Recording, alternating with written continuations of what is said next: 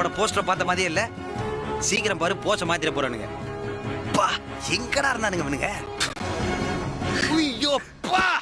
பவானிங்கிறது வெறும் பேரு, கஷ்டப்பட்டு உருவாக்கின சாம்ராஜ்.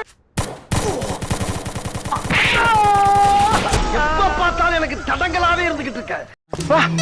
என்ன இருக்கு, நம்ம கொஞ்சம் தைரியமான ஆளா இருக்கனால சரியா போச்சு. கொஞ்சம் பயந்தாளா இருந்தா அப்படியா?